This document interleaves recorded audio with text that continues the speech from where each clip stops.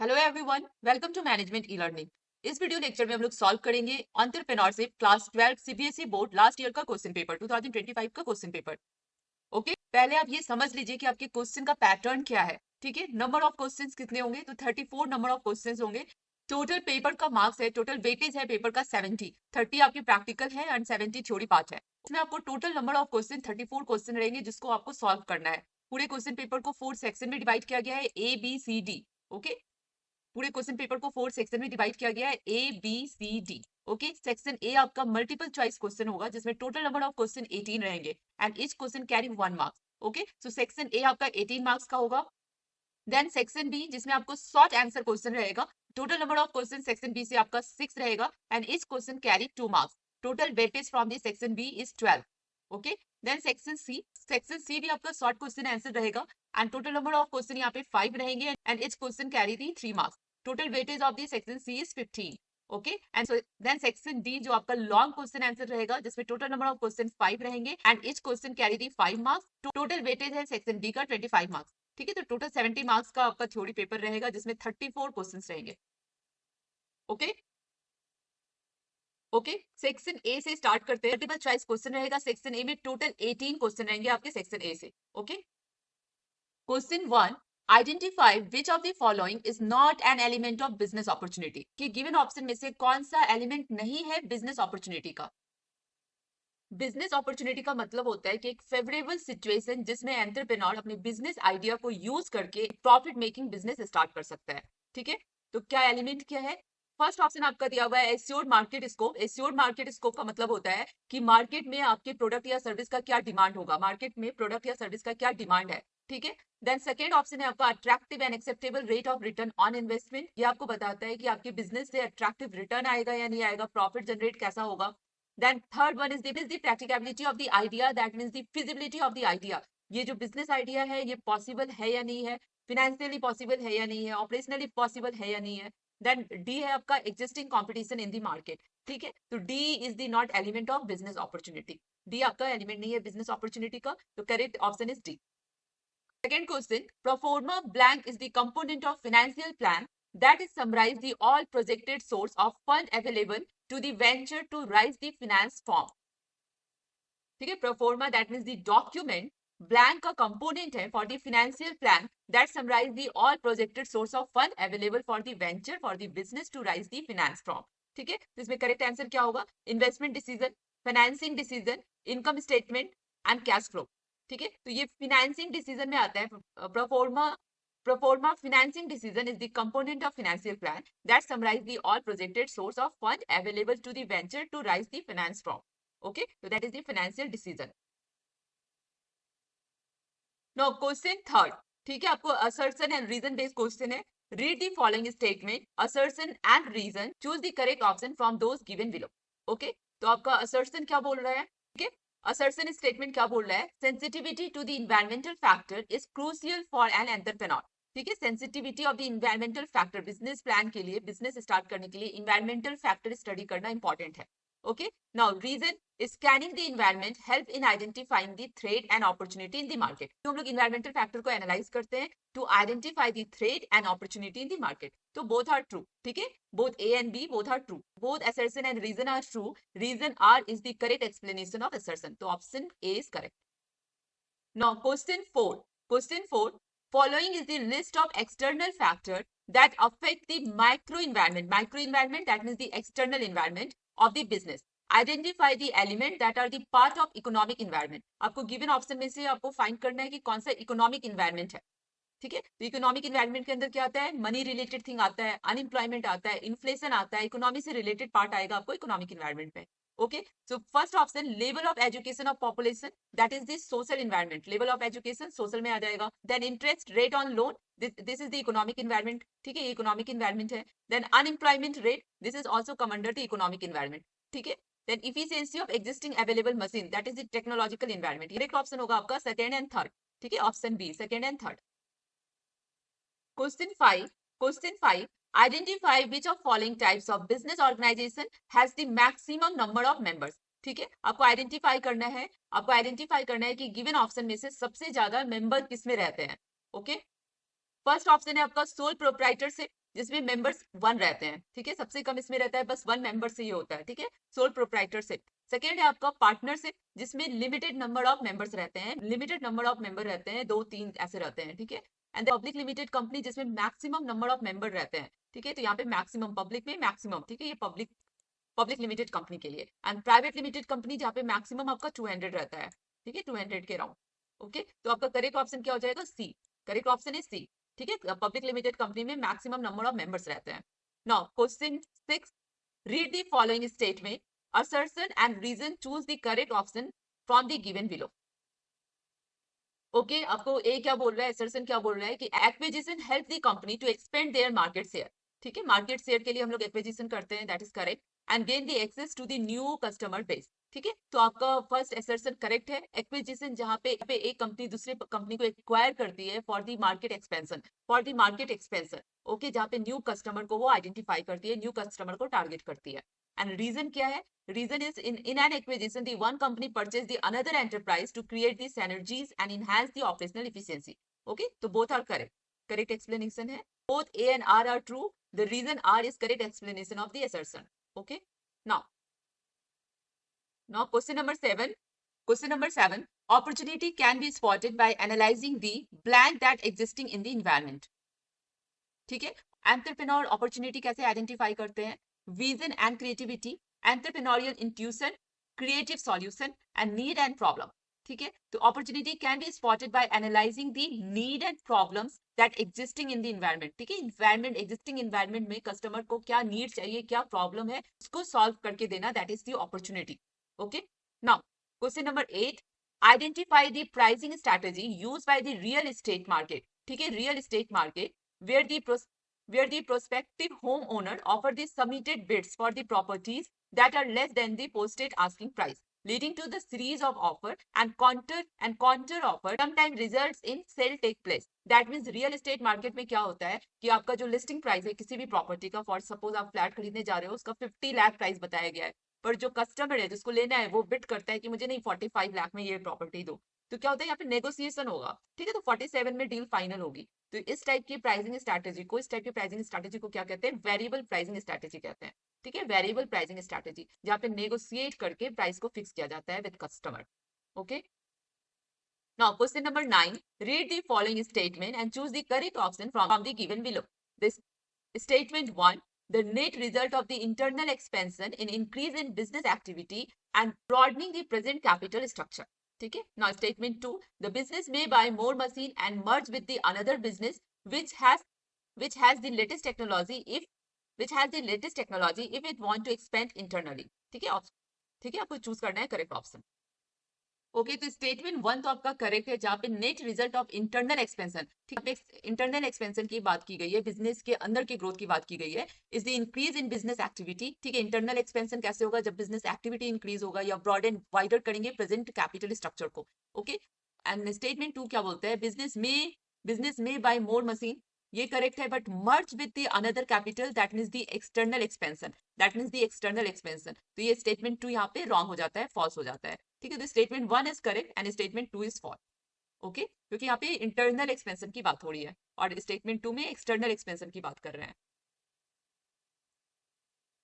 Now question number 10, refer the given image, ठीक है, refer the given image carefully. यहाँ पे स्पेशल डिस्काउंट दिया जा रहा है, लिमिटेड टाइम ऑफर दिया जा रहा है, 10% डिस्काउंट दिया जा रहा है और आपसे पूछ रहा है कि identify the promotional tool, depict and choose the correct option. ये कौन सा प्रमोशनल टूल बता रहा है? ठीक है, तो ये आपका सेल प्रमोशन बता रहा है। ओके, सेल प्रमोशन में क्या होता है? हम लोग इंसेंटिव देते हैं, शॉर्ट टर्म्स इंसेंटिव देते हैं, शॉर्ट टाइम के लिए ऑफर देते हैं ताकि कस्टमर ज्यादा से ज्यादा परचेज कर सके, सेल इंक्रीज हो सके in within time.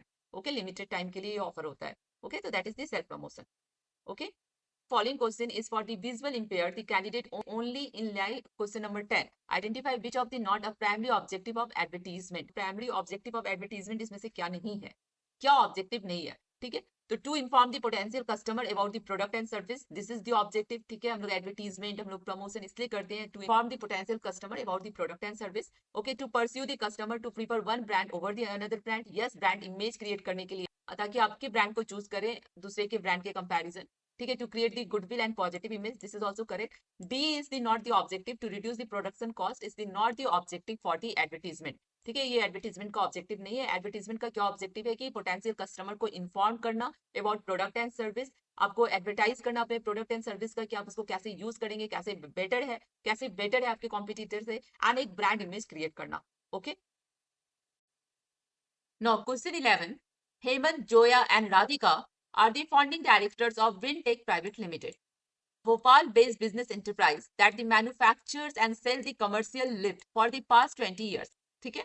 Today the company has 45 members.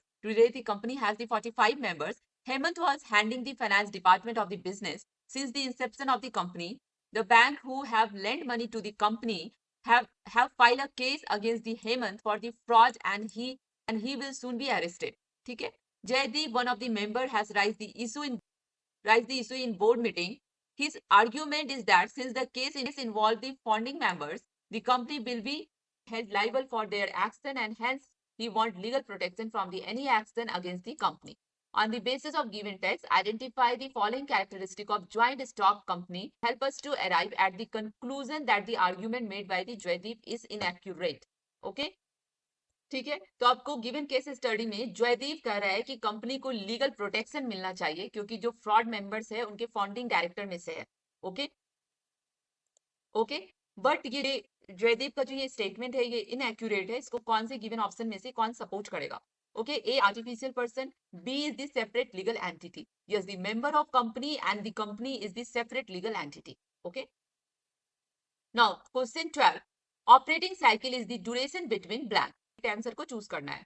ठीक है, तो ऑपरेटिंग साइकिल क्या दिखाता है? ऑपरेटिंग साइकिल आपका कंप्लीट बिजनेस दिखाता है, फ्रॉम रॉ मटेरियल से लेके जब आप सामान सेल करते हो और आपको मनी रिसीव होता है कस्टमर से, वो पूरा साइकिल दिखाता है। ठीक है, तो correct option is C, buying the raw material and receiving the cash from the customer. Okay, now question number 13, from the given types of merger in column 1, यहाँ पे कॉलम 1 में आपको टाइप्स ऑफ मर्जर दिया है, horizontal merger, vertical merger, product extension merger and market extension merger.